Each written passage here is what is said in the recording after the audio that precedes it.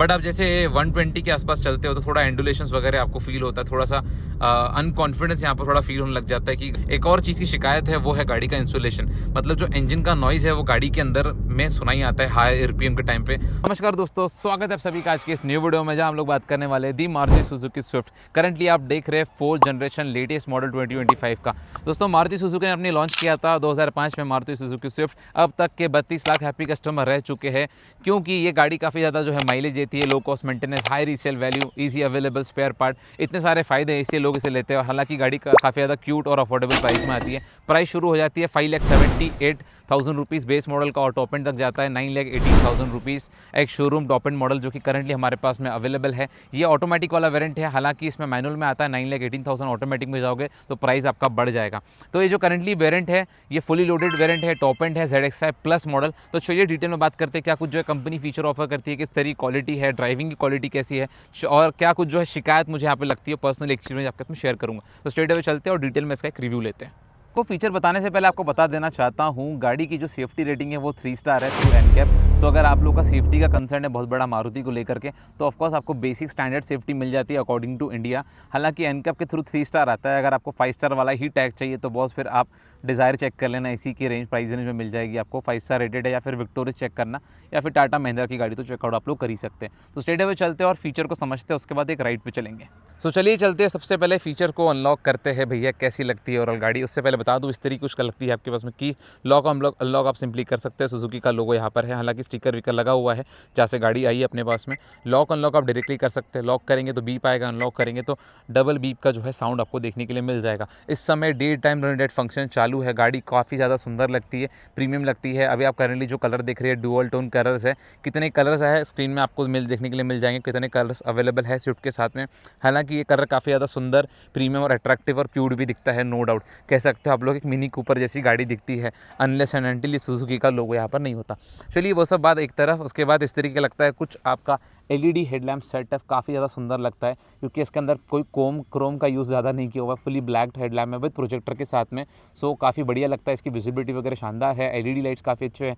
ये day time net function है। अब इतना सब कुछ जो है LED में किया कंपनी ने, लेकिन यहाँ पर अगेन जो आपका बल्ब है वो हेलोजन के साथ में, तो वहाँ एक डिसअपॉइंटिंग फील होता है। यहाँ पर भी LED में होता तो आई थिंक एक कंप्लीट मज़ेदार वहाँ पर चीज़ होती। उसके बाद में यहाँ पर फॉग लैम्प अवेलेबल है वाइट LED के साथ में, which is nice thing. Towing hook है, बम्पर प्लास्टिक का है, ग्लॉसी टच आपके पास में ग्रिल है, नंबर प्लेट यहाँ पे लगा सकते हो, मैंने हाइड कर दिया है। नीचे में आपके पास स्किड प्लेट अवेलेबल है।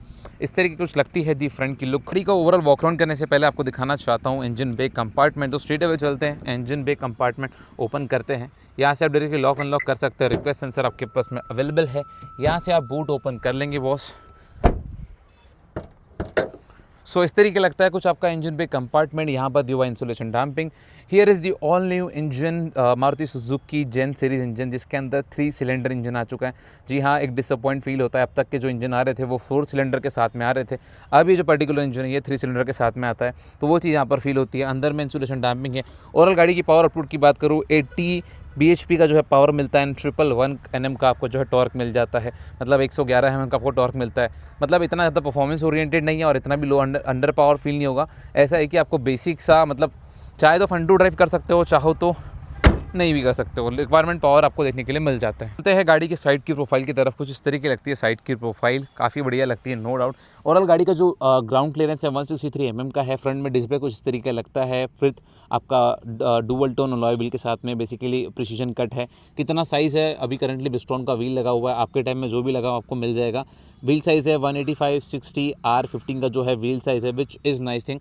पीछे में आपके पास में ऑफकोर्स ड्रम ब्रेक है और 163 mm ground clearance Indian road condition हमसे बढ़िया है। हालांकि इतनी कुछ ऑफ रोडिंग आप लोग इसमें नहीं कर सकते हो, तो वो चीज़ यहाँ पर है। साइड में आप लोग देखेंगे तो यहाँ पर इलेक्ट्रिक फोल्डेबल ORVM है, लॉक करने पे फोल्ड हो जाते हैं, अनलॉक करने पे अनफोल्ड नहीं होते।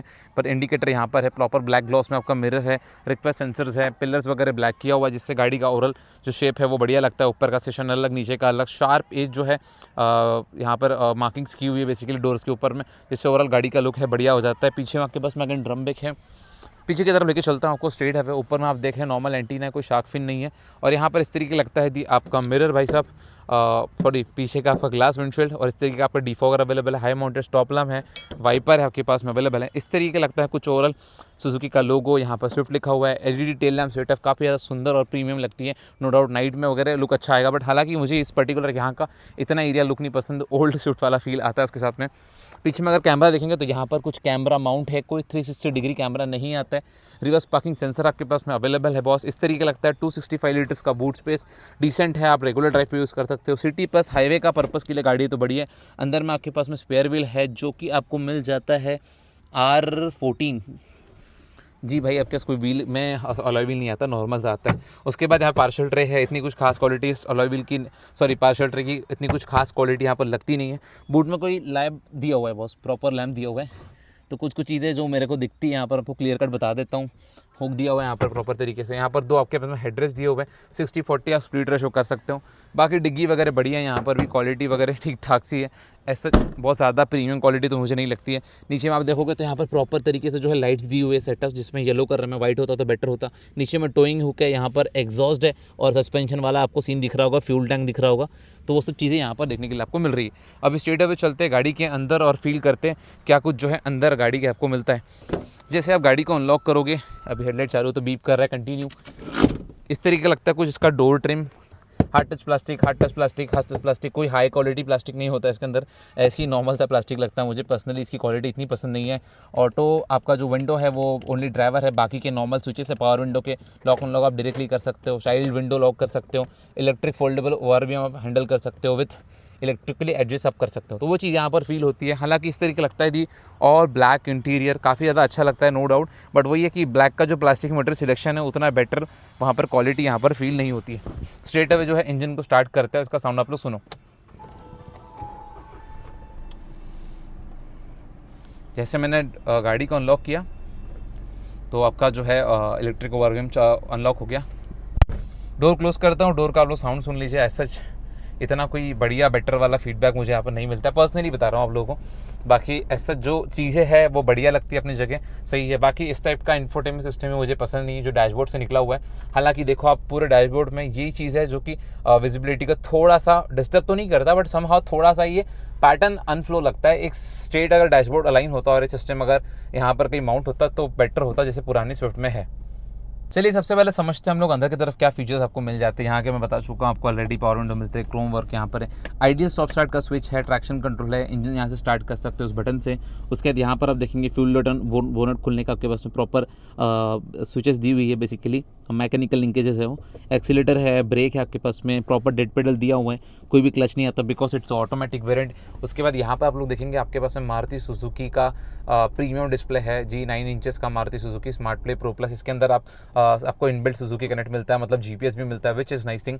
यहाँ पर आप देखेंगे कॉन्फ़िगर टच वगैरह अच्छे से कर सकते हो, क्लॉक वगैरह सुजुकी असिस्ट वगैरह कर सकते हो, वॉइस कमांड वगैरह, और नेविगेशन भी यूज़ कर सकते हो। मतलब एंड्रॉइड ऑटो, एप्पल कार पे आप वायरलेसली कनेक्ट कर सकते हो, विच इज़ नाइस थिंग। ये आरकेएमएस कंपनी का म्यूजिक सिस्टम है जिसमें 4 स्पीकर आपको देखने के लिए मिल जाएंगे। यहाँ स्पीकर है, ऊपर में 2 ट्विटर्स आपके पास में अवेलेबल है, तो साउंड का एक्सपीरियंस वगैरह डिसेंट यहाँ पर रहेगा। उसके बाद इस तरीके का लगता है दी आपका स्टीयरिंग फुल लेदर लैप के साथ में है, ग्लॉसी टच है, फ्लैट बॉटम है। यहाँ पर आपके पास में क्रूज कंट्रोल है, यहाँ पर आपके पास में ऑडियो बटन कंट्रोल है, यहाँ पर आपके फोन से कॉल रिसीव करने वाले कंट्रोल्स है, विच इज़ नाइस थिंग। इस तरीके लगता है दी मल्टी इन्फॉर्मेशन डिस्प्ले। अभी हालांकि 15 की माइलेज दिखा रही है। यहाँ पर आरपीएम है, यहाँ पर आपका स्पीड मीटर है, कितना यहाँ पर फ्यूल है उसका लेवल है, सारा एनालॉग सिस्टम में बढ़िया लगता है। यहाँ पर आपके पास में स्लाइड्स भी अवेलेबल है, तो ये स्लाइड्स कंप्लीटली मारुति का ड्राइव टाइम बताता है, यहाँ पर कितना फ्यूल सेव किया आफ्टर आइडियल स्टॉप स्टार्ट, ये कितना क्लॉक वगैरह है, ये मोशन सेंसर है, गाड़ी लेफ्ट राइट जाती है तो क्या कुछ जो है टॉर्क वगैरह, पावर ये टॉर्क वाला है, इसमें टॉर्क पावर दिखाता है कितना एक्सीलेटर में दे रहा हूँ, उसका अमाउंट कितना टॉर्क जनरेट हो रहा है, कितना पावर।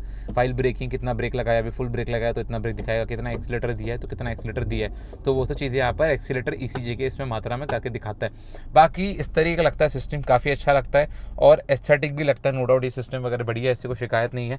हालांकि इसकी जो बैक लाइट है मुझे इतनी पसंद नहीं है। यहाँ पर आप नाइट में अगर आप लोग देखोगे तो बैक लाइट जो है पीले कलर रेड कलर में आ जाता है, तो इतना ज़्यादा बढ़िया लगता नहीं है, लेकिन ये कलर एम्बर कलर जैसा है तो रात को आपको आंखों को इतना चुभेगा भी नहीं, वो चीज़ यहाँ पर है। स्क्रीन वगैरह बढ़िया है, इससे कोई दिक्कत वगैरह है नहीं, तो ये चीज़ यहाँ फील होती है। हज़ार्ड लाइट यहाँ पर है, ये रहा आपका ऑटोमेटिक क्लाइमेट कंट्रोल एसी जो कि बढ़िया, इससे कोई शिकायत वगैरह नहीं है और काम भी बढ़िया से करता है, चिल कर देता है एसी, इससे भी कोई दिक्कत नहीं है। मारुति की एसी वैसे ऐसा चिल करती है। ये ऑटो सेंसर जो बटन वगैरह दिए हैं काफ़ी अच्छे तरीके आप नेविगेट वगैरह यहाँ पर कर सकते हो। यहाँ पर डिज़ाइन वगैरह बढ़िया, इससे कोई शिकायत वगैरह अगेन यहाँ पर नहीं है। एक बात बताना भूल गया आपको स्टीयरिंग की तरफ में, स्टीयरिंग में कोई टिल्ट नहीं आता है, बस टेलीस्कोपिक नहीं आता, ओनली सिर्फ टिल्ट आता है। तो वहाँ एक डिसअपॉइंटिंग मुझे फील होता है कि टॉप एंड लेने के बाद भी यहाँ पर कोई टेलीस्कोपिक व्हील नहीं होता है, जो कि इस प्राइस रेंज में हर गाड़ियाँ प्रोवाइड करती हैं। यहाँ पर वाइपर्स के कंट्रोल्स हैं, कोई ऑटो वाइपर्स नहीं आपके पास में ऑब्वियसली, और यहाँ पर आपके पास में हेडलैम्प के कंट्रोल है, तो ऑफकोर्स आपके पास में ऑटो हेडलैम्प फंक्शन भी है, तो which is nice thing. Indicator वगैरह लोग यहाँ से आप दे सकते हो। यहाँ पर आपके साथ मैनुअल डिमिंग IRVM है, इस तरीके लगता है। यहाँ पर आपका टिकट होल्डर, यहाँ कोई वैनिटी मिरर नहीं है, बेसिक सी पीली कलर की लाइट दी हुई, टिपिकल मारुति थिंग्स। उसके बाद यहाँ पर आपके पास में मिरर दिया हुआ है। मॉडिफिकेशन करनी है गाड़ी के अंदर, आप भर भर के मॉडिफिकेशन कर सकते हो, कोई दिक्कत नहीं है। सीट कुछ इस तरीके की लगती है, ऑफकोर्स अभी इस कंपनी फिटेड सीट कवर है, तो फैब्रिक सीट कवर कंपनी के एंड से आता है। अगर आप कंपनी से सीट कवर लगाओगे तो इस तरीके को सीट कवर आपको देखने के लिए मिल जाएगा। ये ABS बेसिकली इसके अंदर 6 एयरबैग्स आते हैं, ABS प्लस ABD आता है, ESP आता है, सेफ्टी सारे पैरामीटर स्टैंडर्ड है। मारुति के बेस मॉडल भी ले लो तो भी 6 एयरबैग्स मिलेंगे, और टॉप एंड भी ले लो तो भी 6 एयरबैग्स मिलेंगे, विच इज़ नाइस थिंग।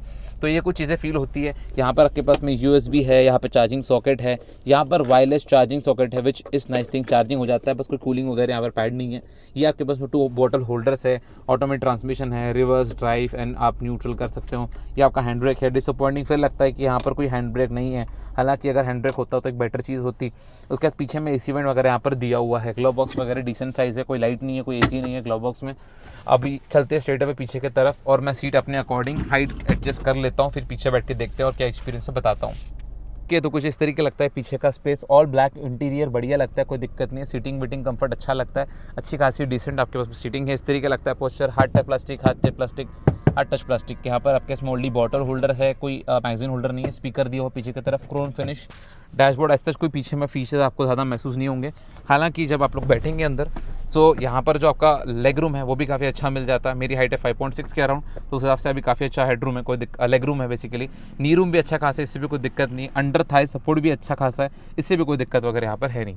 और यहाँ पर कुछ इस तरीके हेडरूम लगता है। हेडरूम भी जो है ठीक ठाक है अकॉर्डिंग टू माय हाइट। अगर यहाँ पर कोई 6 फुट ऊंचा बंदा बैठता तो थोड़ा सा यहाँ पर सिर टकराने वाला चांस तो यहाँ पर होता, क्योंकि जो गाड़ी का ओवरऑल जो हैच है वो काफ़ी स्लोपिंग डिज़ाइन टाइप है, तो इसीलिए वो चीज़ यहाँ पर फील हो सकती है। लेकिन फ्रॉन्क्स जैसा नहीं है कि एग्जैक्टली टकरा जाए, फिर बलेनो में भी गैप थोड़ा कम फील होता है, लेकिन स्विफ्ट के अंदर बेटर है थोड़ा हेडरूम, तो वो चीज़ यहाँ फील होती है। इसी के साथ पीछे में कोई प्रॉपर ऐसे ऊपर में रूफ वगैरह लाइट वगैरह नहीं है, ग्रैब हैंडल्स दिया हुआ है। पीछे की तरफ देखते हो 2 हेडरेस्ट आपको मिल जाते हैं, कोई आर्मरेस्ट नहीं है। Of course it's a hatchback. यहाँ पर AC वेंट है पीछे के लिए, और कोई चार्जिंग सॉकेट यहाँ पर देखने के लिए मिल जाता है। कोई मैगजीन होल्डर्स वगैरह नहीं है। बाकी ऐसा कुछ खास यहाँ पर पीछे बताने लायक है नहीं।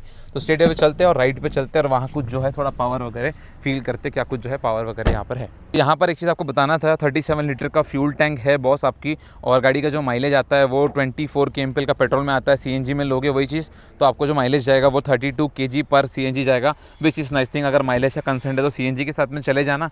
अगर पेट्रोल का कंसर्न नहीं है, माइलेज का कंसर्न नहीं है, तो फिर पेट्रोल भी ले सकते हो। हालांकि 24 पॉइंट अच्छा खासा माइलेज है 24। तो स्ट्रेट अवे चलते हैं हम लोग राइड पे और समझते हैं क्या कुछ जो है राइड में फील होता है। चलिए सबसे पहले गाड़ी को जो है स्टार्ट करते हैं। सो इस तरीके को साउंड आता है जब व्हीकल स्टार्ट हो जाती है, ऐसे टिनिंग टिनिंग बजता है कुछ साउंड। एनीवेज ब्लोअर को कम कर देते हैं और स्ट्रेट अवे गाड़ी को पहले ड्राइव मोड में शिफ्ट करते हैं। बिफोर दैट गाड़ी की आप विजिबिलिटी देख लीजिए। अपने समय हाईवे पे है तो बढ़िया विजिबिलिटी है, ट्रिम बराबर से पिलर है, कोई दिक्कत नहीं है। उसके बाद फ्रंट की विजिबिलिटी शानदार है, साइड की विजिबिलिटी अच्छी खासी है नो डाउट, और रियर का जो IRVM है उसकी विजिबिलिटी अच्छी खासी है, इससे कोई दिक्कत वगैरह नहीं है। उसके बाद यहाँ पर जो स्टीयरिंग है वो काफ़ी ज़्यादा स्मूथ है, उससे भी कोई शिकायत वगैरह है नहीं। और जैसे ही मैं ब्रेक रिलीज़ करता हूँ गाड़ी प्रॉपर तरीके से आगे जाने के लिए रेडी यहाँ पर हो जाती है। अब मैं ब्रेक रिलीज़ कर रहा हूँ तो गाड़ी आगे जा रही है, बिकॉज इट्स ऑटोमेटिक वेरिएंट, तो क्रिप फंक्शन होता है जो स्टार्ट हो जाता है। उसके बाद यहाँ पर मैं चाहता हूँ गाड़ी को मैनुअल शिफ्ट करना, बिकॉज अब मैं एग्रेसिव ड्राइव करने वाला हूँ। तो फर्स्ट ऑफ ऑल गाड़ी को फुल थ्रस्ट देते हैं, 1 2 3।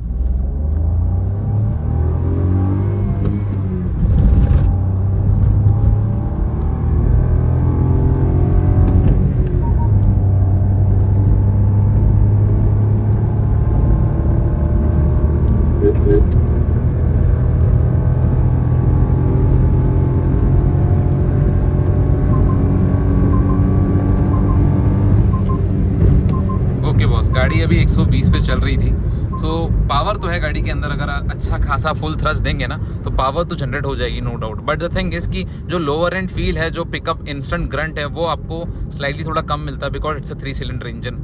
और वो जो ग्रंट मिलना चाहिए था वो यहाँ पर नहीं मिल सकता, क्योंकि ऑफ कोर्स मैं स्कॉडा चला के हूँ तो मुझे यहाँ पर वो ग्रंट फील नहीं होता। लेकिन अगर आप पहली बार गाड़ी चला रहे तो आपके लिए ये पावर भी मोर देन इनफ आपको लग जाएगी, नो डाउट। ठीक है, तो वो चीज़ यहाँ पर है। हालांकि जो गाड़ी के गियर शिफ्टिंग है वो प्रॉपर तरीके से होते हैं, प्रॉपर आरपीएम होल्ड करता है। जब मैं यहाँ पर ऑटोमेटिक ट्रांसमिशन में गियर को मैनुअली शिफ्ट करता हूँ तो वो चीज़ यहाँ बेटर लगती है। बट आप जैसे 120 के आसपास चलते हो तो थोड़ा एंडुलेशंस वगैरह आपको फील होता है, थोड़ा सा अनकॉन्फिडेंस यहाँ पर थोड़ा फील होने लग जाता है कि गाड़ी मतलब सही से ब्रेक लगा पाएगी नहीं लगा पाएगी, और मतलब उतना स्टेबल चलेगी नहीं चलेगी, वो थोड़ा अनकॉन्फिडेंट यहाँ पर फील तो होता है। 120 के आसपास मुझे यहाँ पर फील होता है। बाकी अगर आपको 100 चलना है तो कोई दिक्कत नहीं है, उससे कोई शिकायत नहीं है। थोड़े टाइम में वो स्पोर्ट्स कार जैसे फील आता है वही बात है आरपीएम पे। बट आई थिंक इसकी रेगुलर ड्राइव में भी थोड़ा आपको जो रोड नॉइज वगैरह है वो फील हो सकता है। हालांकि अगर आप पहली बार गाड़ी खरीद रहे तो आपको ये चीज़ें महसूस नहीं होने वाली है, क्योंकि मैं गाड़ियाँ चलाते रहता हूँ, कोई और ब्रांड्स की, कभी मर्सिडीज चला ली, कभी स्कॉडा चला लिया, तो उनमें लेवल ऑफ इंसुलेशन ज़्यादा होता है, इसलिए शायद ये डिफरेंसेस मुझे फील हो रहा है। बाकी आपको ऐसा कोई ये चीज़ें फील नहीं होगी। देखिए, इतना स्ट्रेच करने के बाद भी 14.8 की एम्पल का यहाँ पे माइलेज शो हो रहा है। मैं अभी माइलेज को रीसेट कर लेता हूँ। अब देखिए कितना माइलेज जो है यहाँ पर एमआईडी के अंदर शो होता है। बाकी गाड़ी चलती बड़ी स्मूथ है, इससे कोई दिक्कत नहीं है। अब देखिए, जब मैं हाई स्पीड में आता हूँ तो जो स्टीयरिंग है वो भी रिस्पॉन्सिव होता है। अब पहले की तरह स्विफ्ट में लैग थोड़ा कम लगता है, जो कि पहली वाली स्विफ्ट मैंने जब चलाई थी उसके अंदर सेंटर लैग था, इसके अंदर वो थोड़ा कम फील होता है। जैसे मैं थोड़ा लेफ्ट राइट भी टर्न कर रहा हूँ तो वो प्रॉपर तरीके से रिस्पॉन्स स्टीयरिंग यहाँ पर करता है, नो चीज़। उसके बाद अर्गोनॉमिक्स कैसी है गाड़ी की? अर्गोनॉमिक्स बॉस गाड़ी के बढ़िया हैं, अच्छे तरीके से आप यहाँ पर मनूवर कर सकते हो। कोई भी बटन्स वगैरह सब कुछ रीच में, ऐसा कुछ भी नहीं है जो रीच में नहीं है। सब चीज़ें जो आपके रीच में, ड्राइवर कंट्रोल में है, तो वो चीज़ यहाँ पर फील होती है। सामने सनलाइट आ रही है, हो सकता है कैबिन का विजिबिलिटी आपको कम देखने मिले। बाकी ऐसा कोई शिकायत नहीं है। मारुति की गाड़ी है, 9.5 लाख के आसपास गाड़ी आपको मिल जाती है मैनुअल के अंदर। 9,18,000 रुपये एक शोरूम आपको मिल जाता है इस गाड़ी का, और ऑन रोड आपको 10 लाख के आसपास देखने के लिए मिल जाएगी, which is nice thing. 10 lakh रुपए में और क्या मांगोगे? हालांकि 10 लाख रुपए में आप कोई गाड़ी का बेस मॉडल भी ले सकते हो, कोई बड़े साइज के इंजन के साथ में, बट ये टॉप एंड वाला जो वाइब है वो टॉप एंड में ही आएगा आपको, नो डाउट। बाकी अगर आपको एक डेली ड्राइव करना है, गाड़ी माइलेज का बहुत बड़ा कंसर्न है और मेंटेनेंस का, स्पेयर पार्ट का, तो उस हिसाब से फिर ये गाड़ी बढ़िया रहने वाली है।